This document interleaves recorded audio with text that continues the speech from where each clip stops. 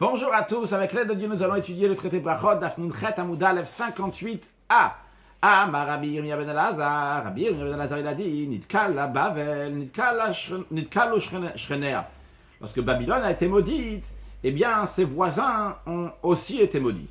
Nitkal la Shomron, par contre lorsque Shomron, qui est donc une partie d'Eretz Israël, Samarie a été maudite, eh bien Nidbachu Shchenea, ses voisins ont été bénis. Rashi, Nitkal la Bavel, Nitkalu Shchenea. Lorsque Bavel a été maudit, ses voisins ont été aussi maudits que l'homme. Il dit, c'est-à-dire l'expression de Oy la Racha Oy Lishcheno, malheur au Racha, au mécréant, malheur à son voisin aussi. Lui aussi, il va subir. Donc lorsque Bavel est maudite, ses voisins aussi sont maudits. Par contre, lorsque Eretz Israël est maudite, quand même les voisins, ils sont quand même bénis. Où est-ce qu'on voit ça? La Gemara, elle explique. Nitkal, la Bavel, Nitkalu Shchenea. Où est-ce qu'on voit lorsque Bavel a été maudite que les voisins ont été maudits? Il est écrit. Dieu dit à propos de Bavel, Vesamti à les morts à Shkipod. Je vais la mettre, Bavel, en domaine d'oiseaux sauvages. Comme on va voir dans Rashi qui va nous expliquer, Ve'agme Maïm et des marécages. Rashi, Kad, Ve'kipod. Rashi rajoute un mot. Donc Ve'kipod, c'est Chayod. Rashi dit que c'est des bêtes sauvages. Ve'ofodraim. Et des oiseaux sauvages, littéralement de mauvais oiseaux, mazikim et tashrenim, sans dommage des voisins. Lorsque ça arrive qu'il y a une terre qui est donc remplie de bêtes sauvages, eh bien les voisins aussi, ils sont touchés par cela. Continuons dans Rashi, on aurait dû faire le Rashi après, parce que ça parle déjà, Rashi, il parle donc sur Shomron. Aval iyasad, ce qu'il y a à propos de Shomron, que Dieu il va la faire comme une terre, donc un endroit dans lequel il y a comme ça, il y a plein de terre, d'un champ, Matai Kerem, et d'implantation de vignobles. Chez Nidkal, Loubar et Israël, les terres d'Israël donc ne vont pas être habitées, mais là-bas, il y aura des terres de vignobles. Anaïl Ashrenim, c'est un profit pour les voisins ils profitent parce que ça devient une terre qui est fertile. Sur le texte d'Agmara, Nidkal, la Shomron, Nidbachu Shchenea, lorsque Samarie est maudite, lorsque Shomron est maudite, donc Eretz Israël, donc ses voisins sont bénédictifs, il est écrit, Samti Shomron le Yassad, je ferai de Shomron, donc un tas de terre dans le champ, les Matai Kerem, destinés pour plantation de vignobles. Alors ça c'est bien pour les voisins. Amar Rav Hamnuna, et Rav Hamnuna il a dit, c'est Israël, celui qui voit, on va traduire Uchle, c'est par une multitude de juifs, après on va traduire à chaque fois Uchle, donc on voit plein de juifs, comme on verra dans la suite, qu'il s'agit de 600 000 juifs, d'ailleurs Rashi nous le dit ici tout de suite, Uchle c'est Chayil Gadol, ce qu'à traduire littéralement par une grande armée, ou beaucoup de monde, Shel Shishim Ribo, de 60 myriades, c'est-à-dire de 600 000 juifs, celui qui voit donc 600 000 juifs. La Gemara nous dit, Rav Hamnuna nous dit, Omer il fait une bénédiction, Baruch Chacham Arazim, béni, Akadosh Baruch Hu, à chaque fois qu'on va dire dans la suite aussi, béni, c'est Baruch Ata Hashem Elokeinu Melech Haolam, donc traduit juste ce qui est écrit dans la Gemara, Baruch Chacham Arazim, le sage des secrets. Donc le sage des secrets, puisqu'il y a 600 000 personnes qui sont ici, 600 000 personnes, donc chacun avec des diversités, une autre manière de réfléchir à Kadosh Baruch Hu, il est le Chacham, il est le sage, il connaît tous les secrets, la tête donc, de chacun, comment ça se passe dans la tête de chacun.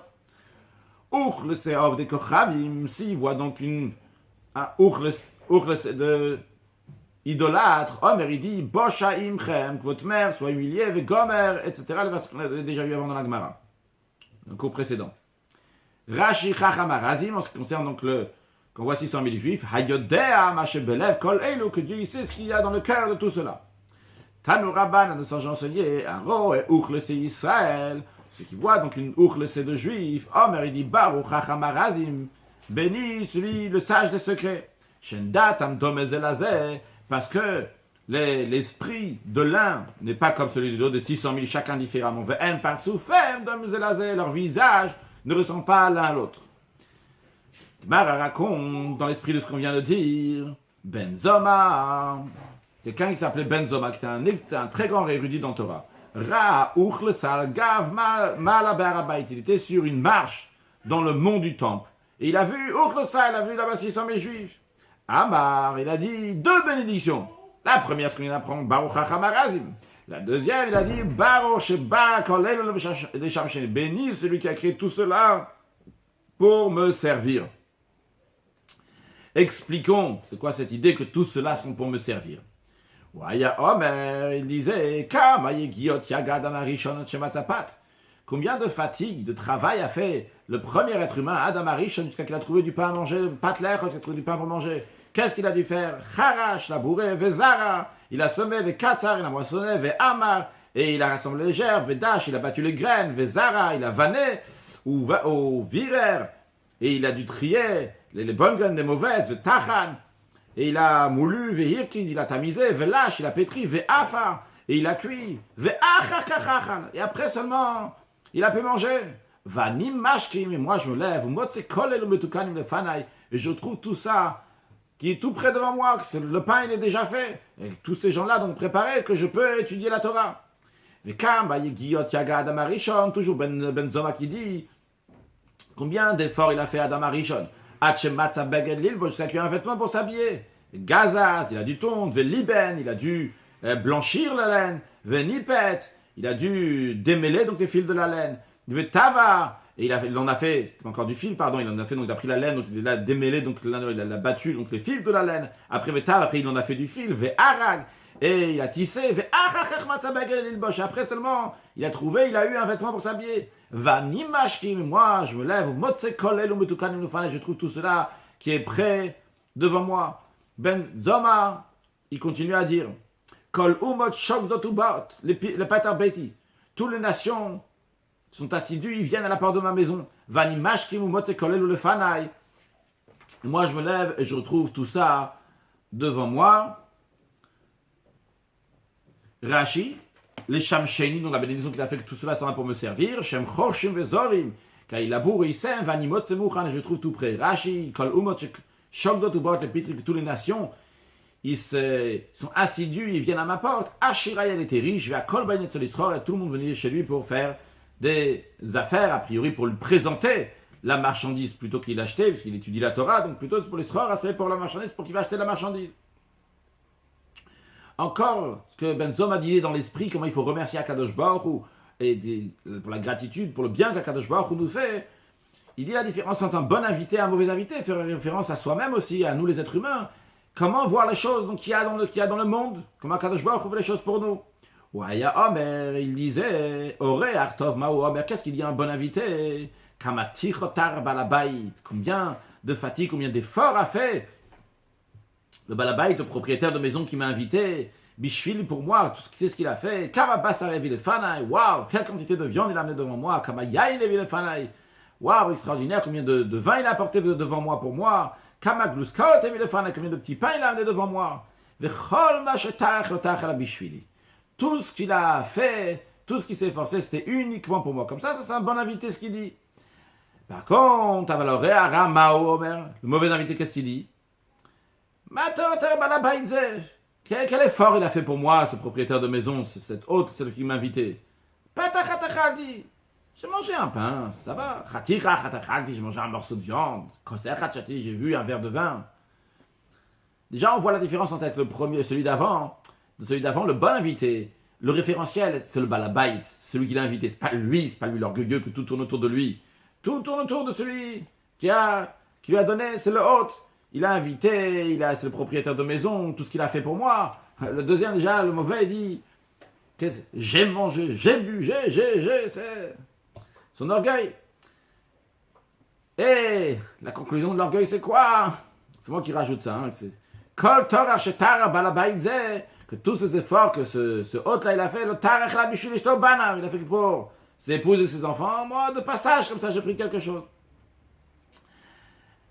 Alors, Artov à propos d'un bon invité, qu'est-ce qu'il est dit? Zechor, souviens-toi, qui tazgi palo, que tu as grandi son œuvre, Asher Anashim, que les hommes ont vu. Alors, Arakti, par contre, à propos d'un mauvais invité, il est écrit, la reine Yeru Anashim, c'est pour ça que les gens le craignent, le Gomer, etc. Dans la suite, il ne va pas voir donc des gens qui ont le cœur doté de sagesse. Continue la Gemara à propos de ce qu'on a dit. Donc, de Uchlesa. La Gemara dit, va Ishbim Shaul Zakan Baba Nashim. L'homme, à l'époque du roi Shaoul, il était âgé, et littéralement, il venait avec des hommes. Amarav avait été Merav Zevid, Rav, il a dit, Meklis Zevid, qui a dit, Vite Merav Shaï, Meklis Rav Shaï, qui a dit, Zeyishai Avid David, c'est qui cet homme-là, qui venait avec des gens? Cet homme-là, c'est comme il y a écrit au début du verset, c'est Yishai, le père du roi David, David ben Yishai. Chez Yatsa, lorsqu'il sortait à la guerre, il sortait avec une multitude de gens. Venichnas be'ochlesa, quand il rentrait aussi, c'était avec une multitude de gens. Vedarash be'ochlesa, et il donnait des cours aussi devant une multitude de gens. Ça, il allait à la guerre, quand il revenait de la guerre, quand il donnait des cours de Torah, toujours c'était avec une multitude de gens.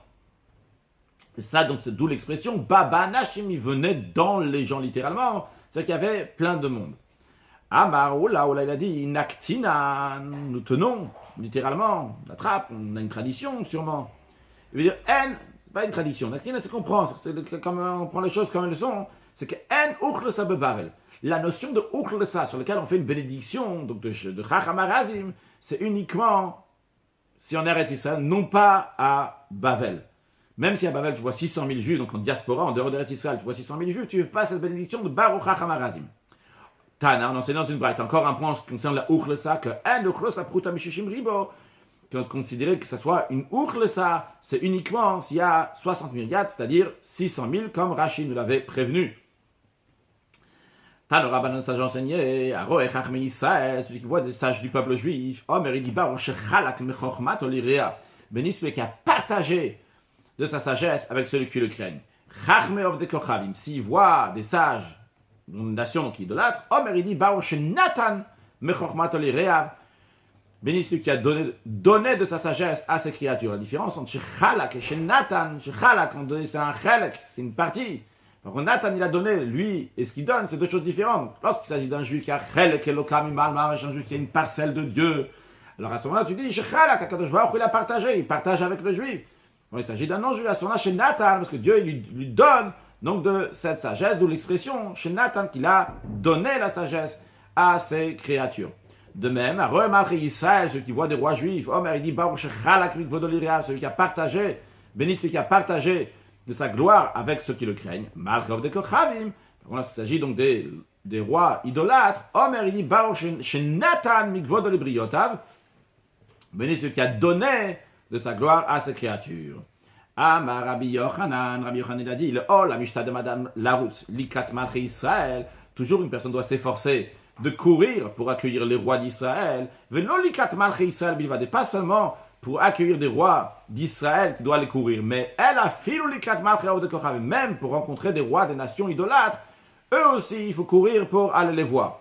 Pourquoi? Chez Miske, car si cette personne va mériter, qu'est-ce qu'il va mériter? Rashi, chez Miske l'Olam Haba, s'il va mériter au monde futur, Veyire Birvod Melech HaMashiach, et donc il va voir l'honneur du roi Mashiach, et bien par cela, Yafrin, il pourra différencier Ben Malchi Israël, Malchav de Kochavim, distinguer donc l'honneur extraordinaire qui sera alors accordé donc au roi d'Israël, donc au roi Mashiach, qui sera beaucoup plus grand que celui qu'il y avait dans les rois des nations. Donc comme ça, le fait qu'il a vu les rois des nations, ça va l'aider pour voir, lorsque Mashiach viendra, l'honneur qui sera donné au Mashiach qui est beaucoup plus grand que l'honneur qui a été donné au roi des nations.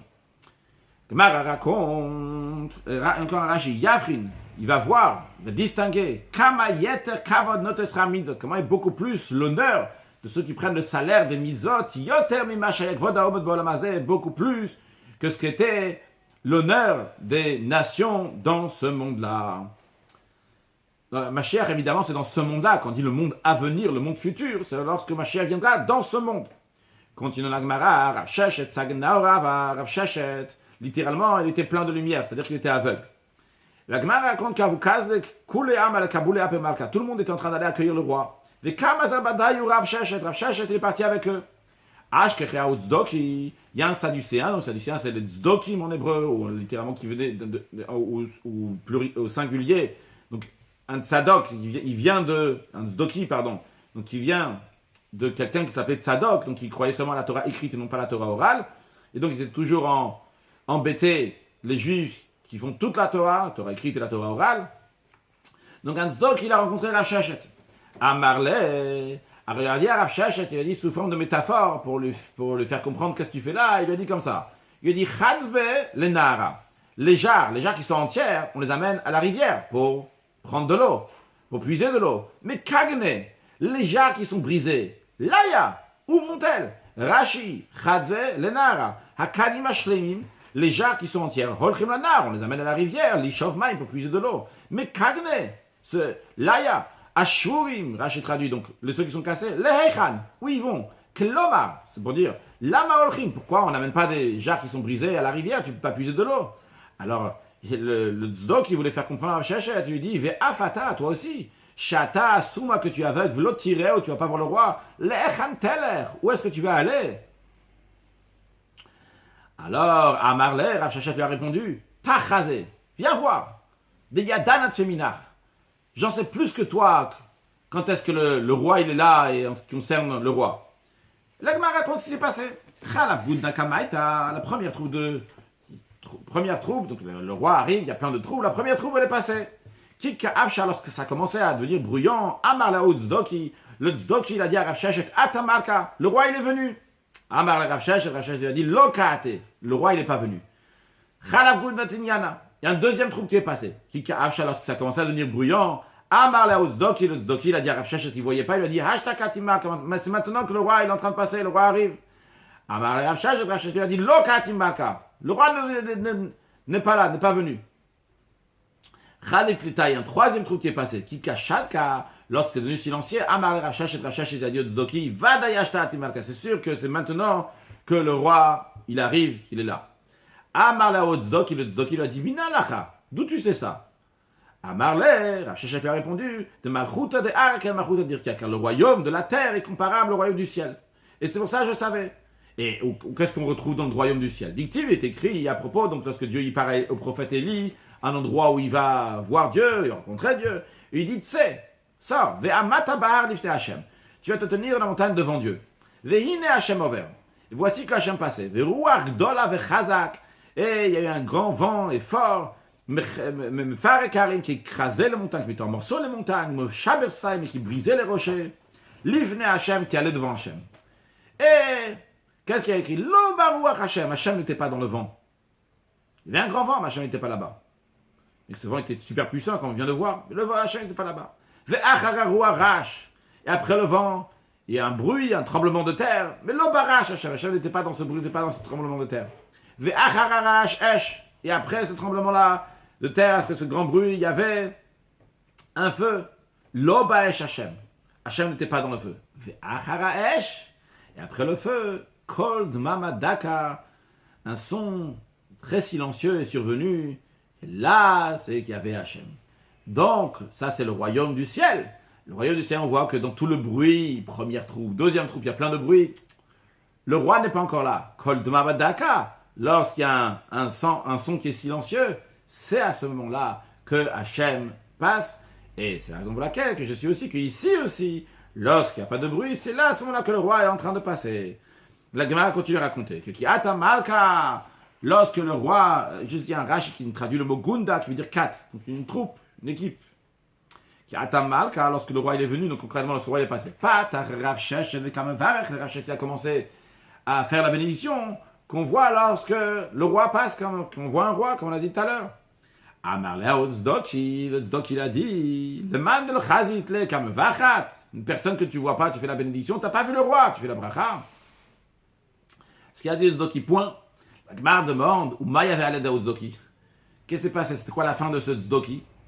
Deux opinions. Ikadamrina qui disent, Chavroi kachalinu le'ene, que ses amis lui ont littéralement kachalinu le'ene, ça veut dire littéralement, ils ont peint les yeux, ils ont maquillé les yeux. Mais Rashi qui est sur la colonne de gauche, on saute à Rashi, on reviendra. Il y a un désordre dans le Rashi. Comment ça a été présenté? Rashi n'a pas fait de désordre, juste ceux qui ont imprimé, ils ont mis le Rashi après. Kachalinu le'ene, Rashi traduit que ça ne veut pas dire ici qu'ils ont peint les yeux, qu'ils ont maquillé les yeux, mais Nikul le'ena, ils ont crevé ses yeux. Sûrement c'est mesure pour mesure. C'est moqué donc de Rav Shechet qui était aveugle, ils ont creusé les yeux. Et finalement, ses yeux ont été crevés. Et une deuxième opinion dans la Gemara. Donc, qu'est-ce qui s'est passé donc? Donc, Rav Shechet Nathan Einav, Rav Shechet il a regardé. Il est devenu un tas d'ossements, c'est-à-dire que c'est que des os sans chair. À l'idée de regarder, certains veulent expliquer que Dieu il a fait un miracle, il a juste vu Rav Shechet à ce moment-là pour le regarder, pour qu'il devienne un tas d'ossements. On peut dire tout simplement, comme d'autres aussi expliquent, que quand il a dit Nathan Einavo, il a mis ses yeux, il a mis son intention. Donc il a été puni et qu'il est devenu un tas d'ossements. La Gemara raconte encore une autre histoire, donc, dans laquelle on voit donc le respect à la royauté.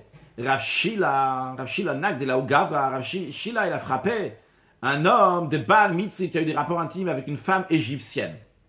Alors Azal, cet homme-là qui a reçu des coups, Achal Bekourtse Bembalka, il est parti pour rapporter au roi. Littéralement, Achal Bekourtse, c'est-à-dire qu'il a mangé le Kourtse.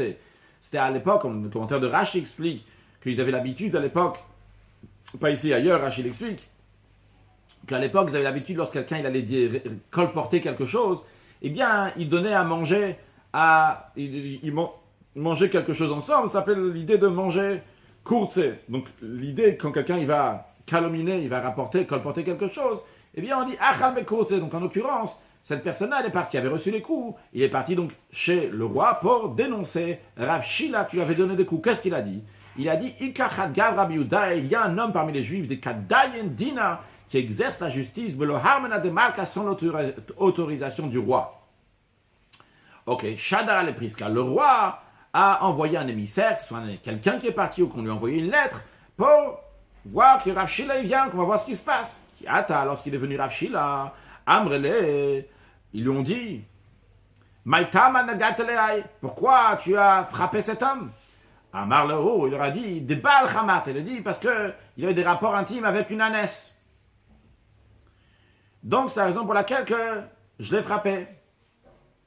D'après les commentaires, il a dit qu'avec une ânesse, d'après la Torah, quelqu'un qui a des rapports intimes avec une ânesse, il devrait tuer, ils ne sont pas frappés. C'était une manière de dire qu'il n'a pas fait vraiment ce que la Torah a dit. Il n'a pas fait la justice. C'était juste comme ça, c'est des coups, mais il n'a pas fait vraiment la sanction qu'il devait avoir. Amrele lui ont dit, Hitler Sade, est-ce que tu as des témoins? Amar Lehuin, il a dit oui, j'ai des témoins. Ata Eliyahu, le prophète Élie, qui était déjà mort depuis des années, est venu miraculeusement. Idmeleke Inish, donc il est apparu comme un homme, Acid, et il a témoigné. Amrele, ils lui ont dit à Rav Shila, Yach, c'est comme ça, Bakad là-haut. Dans ce cas-là, d'après ce que tu dis, cette personne-là devrait être passible de mort. Amar Leho, il a répondu, c'est vrai, mais Anano, Miyoma de Galim, depuis le jour que nous avons été exilés de notre terre, Letlan, Reshuta, Lemita, nous n'avons pas l'autorisation de tuer, et c'est la raison pour laquelle. Donc je ne l'ai pas tué, je n'ai pas fait de justice, je ne l'ai pas tué. Mais Atunvu, ce que vous voulez, vous faites avec lui. Pendant qu'ils étaient en train d'approfondir, de regarder, d'enquêter sur la justice, sur le cas, sur ce qui s'est passé, pendant ce temps-là, Rav Shila, il a ouvert, il a commencé donc à réciter le verset Lecha Hashem Agdula ve'Hagvura, que toi Hashem la grandeur et la puissance, Gomer, etc. Agdula ve'Tiferet ve'Netzerot, ki chol b'shamayim u'va'aretz, comme la Gemara va expliquer dans la suite le verset. Donc il a commencé à dire ce verset-là pour remercier Akadosh Baruch Hu, pour qu'il a été sauvé. Alors, à Marley, ils lui ont demandé, ceux qui étaient en train de réfléchir, les goïs, les non-juifs qui étaient en train de réfléchir donc sur la justice, ils lui ont demandé, My Kamrat, qu'est-ce que tu es en train de dire? À Marley, il leur a dit, Achikamina, voici ce que je viens de dire. J'ai dit, Bri Rachamana, que soit béni Dieu, de Yaïv Malchuta Be'arak et Malchuta Dirkia, qui a établi un royaume sur terre qui est comme le royaume du ciel. Ve'yav l'chushultana, il vous a donné le pouvoir, Ve'rachamedina, que vous aimez la justice. J'étais très touché de ces mots-là. Rashi dit Ve'rachmedina o avim mishpat. Vous aimez la justice. Oui, le Rashi est avant Kachlinu Leine. Colonne de droite en bas et après à gauche en haut. O avim mishpat qui aime la justice. Waouh, ils ont vu ces compliments. Amr, ils ont dit Chaviva leikar de malchut kulehai. Cette personne, elle chérit tellement bien le gouvernement. Yav et les Kulfa, ils lui ont donné un bâton pour pouvoir punir. Amrele, ils lui ont dit Dundina, applique la justice. Tout s'est bien fini et il est sorti. Sûrement de cet endroit, c'était un tribunal qui était là-bas, où il est sorti de chez le roi, quel que soit l'endroit où il était. Il est sorti donc avec l'autre personne, le juif qui avait reçu le coup. Qui avait un affiche, alors qu'il sortait. Amaleu Gavra. Cet homme, donc ce juif-là qui avait reçu le coup, lui a dit à Rav Shila, il lui a dit Avid Rachaman Anis Aleshak et Achi. Comme ça, Dieu il fait un miracle pour mentir d'une telle façon. T'as dit que j'ai eu un rapport intime avec une ânesse. C'était pas vrai. Et comme ça, il y a un miracle. En plus, le prophète Élie est venu pour témoigner. Amarle Rav Shila lui a dit Racha, mécréant, Lav Chamar et Ikrou. Ces gens-là ne sont pas appelés des ânes. Dictive, il y a écrit à propos donc des Égyptiens, lorsque le prophète veut réprimander le peuple juif qui se comporte comme les Égyptiens, il a écrit à propos des Égyptiens, Hachem de Sachamorim Besaram, dont la chair est une chair comme des ânes. Ici, le message il est que l'âne, il a un très grand, je ne sais pas comment dire en français, membre viril de l'âne, donc qui est très grand, et donc qui représente donc un très mauvais comportement comme un âne. Et quand le prophète veut dire que le peuple juif se comporte mal, il dit que vous vous comportez comme les Égyptiens. Donc c'est une métaphore pour dire qu'ils sont comme des ânes, dans le sens donc qu'ils se comportent de manière qui est tout à fait mauvaise, donc dans l'adultère. Alors, il y a écrit donc, c'est les Égyptiens, une métaphore avec les ânes.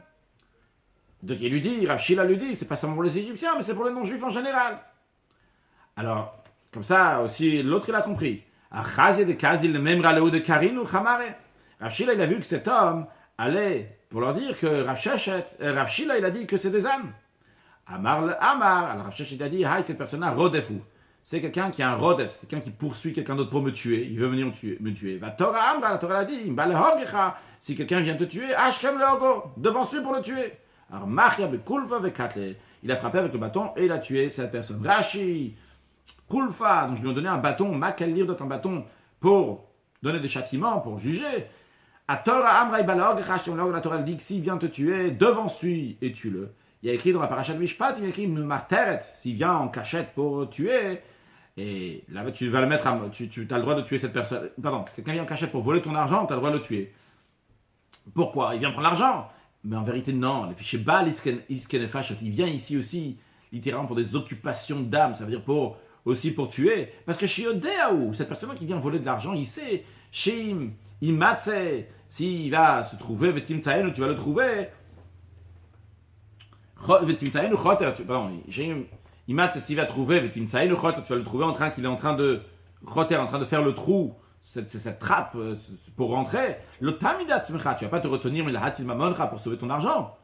Non, donc il sait très bien que tu vas battre contre lui. Vous baledadken, donc lui vient avec cette intention, que s'il va te voir, eh bien il se lever contre toi, mais il va te tuer. Et Amra Torah, la Torah là-bas, elle dit, Hashkem ata ve'orgeu, lève-toi avant et tue-le. Donc il n'y a pas écrit tout le verset ici, mais il y a écrit que si on l'a trouvé en cachette, et le propriétaire de maison a frappé ce voleur-là, en l'odamim, littéralement il n'a pas de sens. C'est-à-dire que le propriétaire n'est pas coupable. Pourquoi il n'est pas coupable? Il a tué quelqu'un. Parce que la raison elle est parce qu'il a tué quelqu'un. Que cette personne-là qui est venue, il voulait le tuer. Il est venu seulement pour de l'argent. Mais il sait que toi, tu n'aurais pas laissé prendre de l'argent et tu vas te battre contre ça. Mais lui, il n'a pas peur de ça. Pourquoi? Parce qu'il dit, s'il va venir pour me déranger, je vais le tuer. Donc c'est pour cela que devance-le et tue-le. Et c'est ce que Rav Shila il a fait. Amar. Maintenant, Rav Shila il a dit, il vita nisabaika, puisqu'un miracle a été accompli grâce à ce verset, Darshinala, je vais interpréter ce verset. Hashem Agdoula, toi, Hashem appartient à la grandeur de Masse Bereshit. Ça, c'est la création du commencement, l'action de la création quand Akadosh Baruch Hu a créé le monde. Donc c'était avec du chesed, l'homme chesed ibanek, Akadosh Baruch Hu a créé le monde avec le chesed, avec la bonté. Donc c'est Masse Bereshit, puisque la Gdoula, la grandeur, ça correspond à chesed, à la bonté de la Kadosh Baruch Hu. V'chenu Omer, ainsi il est dit, c'est Gdolot Aden Cheker, que Dieu a accompli des grands actes qui dépassent toute compréhension, qui ça fait référence à la création du monde. Puis la suite du verset dit le mauvais Hagvura et la puissance de Dieu. Où elle est sa puissance de Dieu? Zoyitziat Mitzrayim, ça fait allusion à la sortie d'Égypte. Shenama, comme il est dit, Vayar Yisrael Tayad Agdolak, lors de la sortie d'Égypte, qui s'est conclue lors de l'ouverture de la mer Rouge. Le peuple juif a dit, ils ont vu la grande main de Dieu. Donc les commentaires disent quand il y a la main de Dieu avec la grande en même temps, et grande et main en même temps, donc c'est la gvura, c'est la rigueur, la force, la puissance de la Kadosh Baruch Hu. Puis Vatiferet, la suite du verset que Rav Shila est en train d'interpréter, le troisième mot c'est Vatiferet. Et la splendeur, c'est quoi cette splendeur? À quoi ça fait référence? C'est lorsque Yeshua il a fait la guerre à Givon. Et il a demandé au soleil de s'arrêter, à la lune s'est arrêtée aussi. Shenama, comme il écrit, Vaïdom Hashemesh, le soleil est resté immobile, Veyareach Amad, la lune s'est arrêtée, Gomer, etc., jusqu'à qu'il a réussi cette guerre. Donc, c'est ça, donc c'est la splendeur, et par cela, donc tout le monde a été au courant de ce que Yoshua il a fait. Donc il y a une splendeur pour le peuple juif, il y a une tiferet, Vehanetzach, et la victoire, Zonapalta Shel Romi. Ça fait allusion à la chute de Rome. Vechenu Omer. Et ainsi, le verset dit à propos donc de Rome, il a écrit Veyez Nitzramal Begadai, que leur sang s'est giclé, s'est aspergé sur mes vêtements. Le mot Nitzram qui veut dire le sang, qui veut dire la chaleur de la personne, c'est le langage de Netzach aussi, qui est donc la victoire. Donc sur Rome, après le 5e mot, Vehahod et la gloire, Zomilchemet Nachle Anon, c'est la guerre que Dieu a fait pour le peuple juif lorsqu'ils sont passés dans les gorges de Arnon. On a déjà appris avant, quand ces Juifs étaient en train de rentrer en Eretz Israël, il y avait 2 grandes montagnes de chaque côté, et les Hémoris se sont mis dans les montagnes pour faire du mal, pour lancer des pierres au peuple juif qui allait passer à l'intérieur. Et lorsqu'avant qu'ils passent, toutes ces montagnes sont raccrochées et étalées par terre, et donc ils sont morts là-bas. Et après, le peuple juif a su qu'il y a eu ce grand miracle dans les gorges de Arnon. Shenama, il y a écrit Alken, Yaba Besefer Milchamot Hashem. Sur ça, il a dit dans le livre des guerres d'Hachem, dans tous les guerres qu'Hachem il a fait, Edvaev Besoufa, le cadeau qu'Akadosh Baruch Hu il a fait, aussi bien Besoufa dans le Yam Souf, dans la mer des joncs, et aussi bien donc lorsqu'il a fait un Khaliman dans ces rivières de Arnon, entre guillemets, donc dans les rivières dans lesquelles sont passés donc le sang, les os de tous ceux-là qui ont voulu faire du mal. Les Juifs, ils ont fait une Hoda'a, un remerciement à Kadosh Baruch Hu, d'où le Hod, qui veut dire la gloire, mais aussi du langage de Hoda, de remerciement. Et la suite du verset que Rav Shila nous interprète, c'est Kichol Bashamim Uvaaretz. Même toute chose dans le ciel et sur la terre. À quoi ça fait référence? Zomir Chamet Sisra. Ça fait référence donc à la guerre de Sisra. Sisra, donc un roi qui a fait pendant très longtemps, ils ont embêté le peuple juif. Et finalement, ils sont partis en guerre contre eux, ils les ont vaincus. Shendamar, et il y a écrit à propos de cette guerre, Mina Shamaim Nilchamu.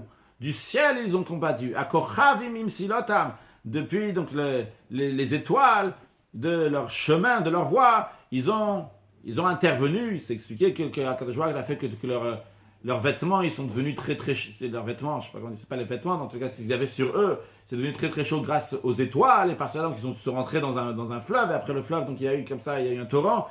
Il y en a certains ils sont morts là-bas. Dans tous les cas, donc c'est Bashamayim Uvaret, dans le ciel aussi, ils ont fait la guerre. Après la suite du verset, c'est le Hashem Mamlacha, toi Hashem appartient à la royauté. Zomilchem et Amalek, ça fait allusion à la guerre contre Amalek. Rashi nous dit Amamlacha, Zomilchem et Amalek, c'est la guerre de Amalek. Il est écrit d'Ektiva à propos de cette guerre, il y a écrit l'expression de Kiseh Malchut, de trône céleste, qui yad al kas yudke, car il y a une main sur le trône de Dieu. Que l'Omar, al idé milcham al Hashem Amalek, parce que Dieu, il va faire la guerre contre Amalek, il talekiso, la chaise, le trône de Dieu va s'élever. Après la suite, à travers cette guerre-là, le Kadosh Baruch Hu va s'élever.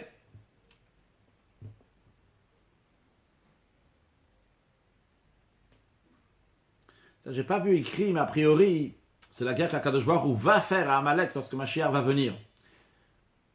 À voir.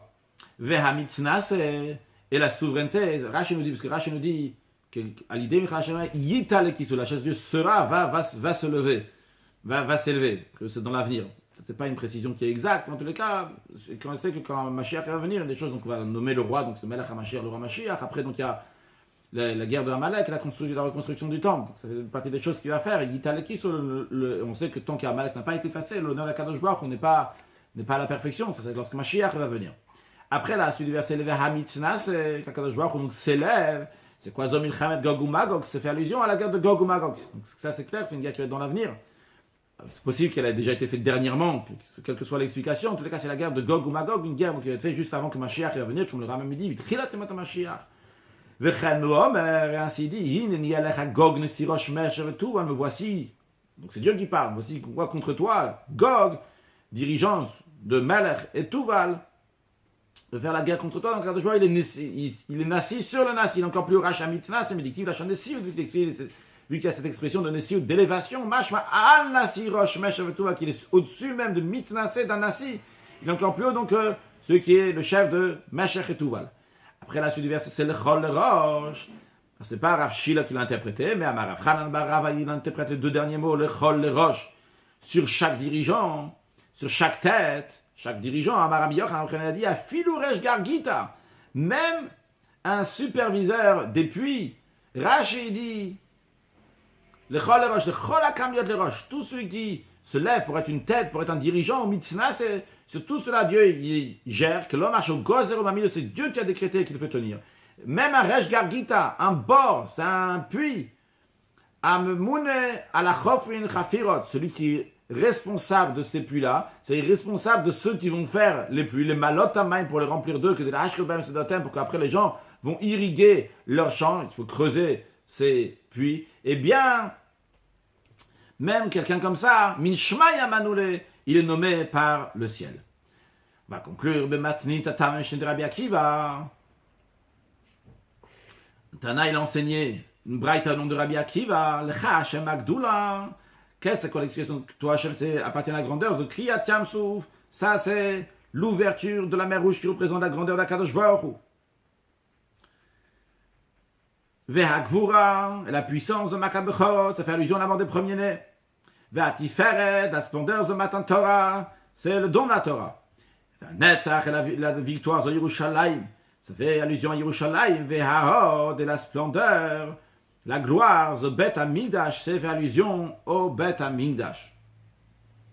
Donc, conclure avec une halakha, l'Admor HaZaken nous dit, dans le Seder, Birkot HaNenin, dire ce qui concerne quelqu'un qui voit des sages du peuple juif, il dit, Baruch, Hashem Elokeinu melech haolam, shechalak mechokmato l'iréa, qu'il a partagé de sa sagesse aux Yérim, ceux qui le craignent. S'il voit Chachmei umot haolam, des sages des nations du monde, qu'est-ce que ça veut dire des sages des nations du monde, qui sont sages, ils connaissent dans les chokmato, dans les sagesses, dans les sciences du monde, il fait la bénédiction, Baruch Hashem Elokeinu melech haolam, shenatan mechokmato le basar vadam. Il a donné de sa sagesse le basar vadam, de ceux de chair et de sang, non pas l'iréa. S'ils sont sages, mais uniquement dans leur religion, ils ne sont pas sages dans les sciences du monde, pas de bénédiction. Dans le tête, il dit, ceux qui voient des nations, des rois des nations du monde, il fait la bénédiction, qui a donné de son honneur à des chairs de sang.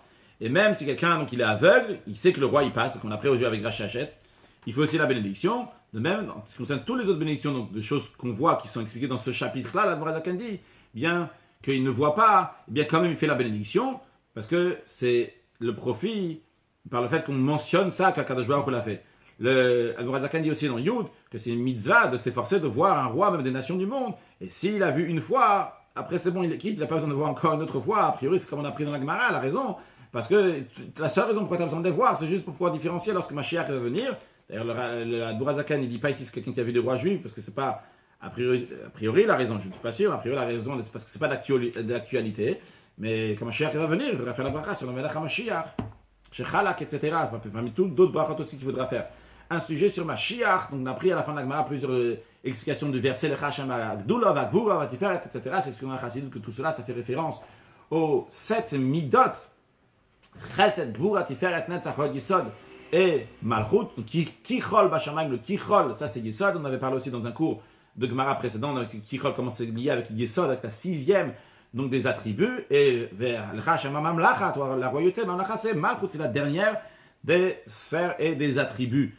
Si on a vu Tiferet de Matan Torah, donc c'est Tiferet, Tiferet c'est le 3e des attributs, Chesed, Gvura, Tiferet, la bonté, la rigueur et la splendeur, donc qui fait la balance entre le chesed et le gvur en même temps. En effet, le don de la Torah, il a été donné dans le 3e mois de l'année, donc Nissan, Iyar, Sivan, il a été donné non pas la 3e personne, non pas Aaron, Myriam, Aaron et Moshe Rabbeinu qui est 3e, un peuple qui est aussi en 3, donc Cohen, Lévi, Israël, une Torah qui est en 3, Torah, Nevim et Ktuvim, donc ça représente donc l'idée, donc le 3e représente donc la splendeur, puisqu'elle a la qualité du 1, et du 2, et le don de la Torah, c'est justement pour faire le lien entre le haut et le bas. On a vu aussi que la Netzach, c'est Yerushalayim, que la victoire, donc c'est la Yerushalayim. Yerushalayim, on sait que Tassot il explique ailleurs que Yerushalayim, c'est Ira Shalem, c'est Shlemutaïr, la perfection de la crainte de Dieu. Et comment on dévoile cette perfection de la crainte de Dieu? C'est par le Netzach, dans nous-mêmes, la Midata Netzach, l'attribut de Netzach, qui veut dire la victoire, que même quand on n'a pas envie, mais on sait que ça Kadosh Baruch Hu, ça ce qu'il veut qu'il fait, on avait compris avant, on avait eu un sentiment une fois. Au moment de la prière, au moment d'Aframbring, au moment qu'on a étudié Chassidut, au moment qu'on a été inspiré de quelque chose, on avait décidé de faire cette chose-là. Après, il n'y a plus le sentiment. Mais bien qu'il n'y a plus le sentiment lui-même, il y a le Netzach, il y a la victoire qui pousse, qui est quand même la personne de la faire. Et bien par cela, on amène à Yerushalayim, on arrive à Yerushalayim parce qu'on dévoile le Etz, on dévoile l'essence du juif par le Netzach, justement, par dévoiler l'attribut de victoire, Ve'arod, the Bet Hamikdash. La gloire, c'est le Bet Hamikdash, ça fait référence au 3e Bet Hamikdash, Vesat Hashem, qui va se construire très prochainement. Shiban et Betamid, je me meira beyamenu. Déjà aujourd'hui avec Mashiach now. Excellente journée.